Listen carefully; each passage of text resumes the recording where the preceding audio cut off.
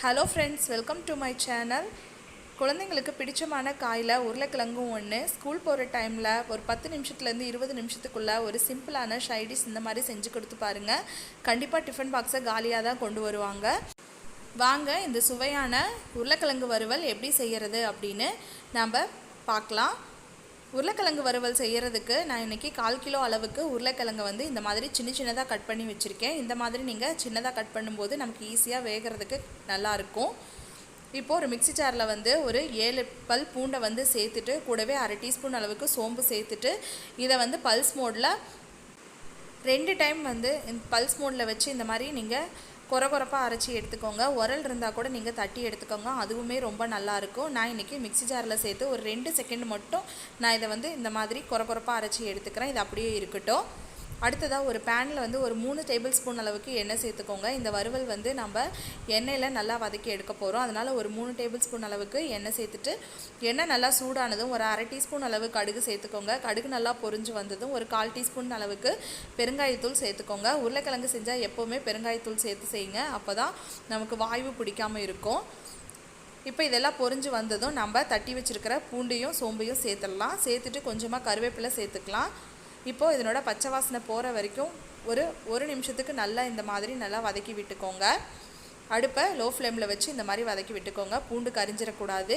இப்போ இது கூட நம்ம வெட்டி வச்சுருக்கிற காயை இதில் சேர்த்துடலாம். சேர்த்துட்டு இதை ஒரு 2 நிமிஷத்துக்கு நல்லா கலந்து விட்டுக்கோங்க. அந்த காய் எண்ணெயில் நல்லா வெந்து வரணும். ஒரு 2 நிமிஷத்துக்கு இந்த மாதிரி நீங்கள் கலந்து விட்டுக்கிட்டே இருங்க. இப்போ பாருங்கள், 2 நிமிஷமாக நல்லா இந்த அளவுக்கு கலந்து விட்டாச்சு.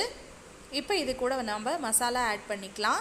1 ஸ்பூன் அளவுக்கு மிளகாய்த்தூள் சேர்த்துக்கோங்க, 1 ஸ்பூன் மல்லித்தூள் சேர்த்துக்கோங்க, கூடவே 1/2 டீஸ்பூன் அளவுக்கு ஜீரகத்தூள் சேர்த்துக்கோங்க.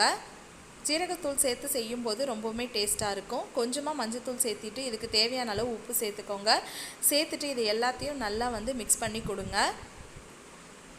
பாருங்கள், இப்போ எல்லாத்தையும் நல்லா மிக்ஸ் பண்ணியாச்சு இந்த காய்க்கு. இப்போ தண்ணி எதுவும் சேர்க்காமல் இதை மூடி போட்டு ஒரு 10 நிமிஷத்துக்கு நம்ம லோ ஃப்ளேமில் வச்சு நல்லா வேக வச்சு எடுத்துக்கலாம். உருளைக்கிழங்கு சீக்கிரமாகவே வெந்து வந்துடும். தண்ணி எதுவும் சேர்க்கக்கூடாது, அப்போ தான் நமக்கு மேலே நல்லா கிறிஸ்பியாகவும் உள்ளே நல்லா வெந்து வந்திருக்கும். இப்போ பாருங்கள், மூடி போட்டு ஒரு 10 நிமிஷத்துக்கு லோ ஃப்ளேமில் நல்லா வெந்து வரட்டும். இடையில ஒரு 2-3 டைம் நல்லா கலந்து விடுங்க. கலந்து விடும்போது நல்லா ஈவனாக எல்லா பக்கமும் வெந்து வந்துடும். பாருங்கள், இப்போ 10 நிமிஷம் ஆயிடுச்சு. இடையில நான் ஒரு 2 முறை நான் நல்லா கலந்து விட்டேன். பாருங்கள், சூப்பராக நமக்கு வெந்து வந்திருக்கு, நல்லா கிறிஸ்பியாகவும் இருக்கும். இப்போ நல்லா கலந்து விட்டுட்டு ஒரு காயை எடுத்து நம்ம இந்த மாதிரி மசிச்சு பார்த்தாவே உங்களுக்கு நல்லாவே தெரியும் நல்லா வெந்து வந்திருக்கிறது. பாருங்கள், எவ்வளோ சூப்பராக வெந்து வந்திருக்கு பாருங்கள். மேலே நல்லா கிறிஸ்பியாகவும் உள்ளே நல்லா வெந்து வந்திருக்கும். அவ்வளோதாங்க, சூப்பரான உருளைக்கிழங்கு பொரியல் நமக்கு சூப்பராக டக்குன்னு ஒரு 10 நிமிஷத்தில் நம்ம செஞ்சு முடிச்சிடலாம். ரொம்ப ஈஸியானதும் கூட.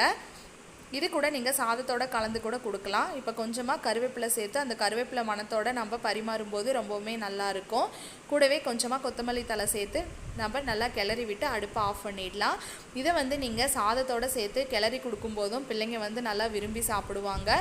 அதே மாதிரி ரச சாதம், தயிர் சாதம் இதுக்கு எல்லாமும் சைடிஷாகவும் கூட நீங்கள் குழந்தைங்களுக்கு கொடுக்கலாம். ரொம்பவுமே நல்லாயிருக்கும்.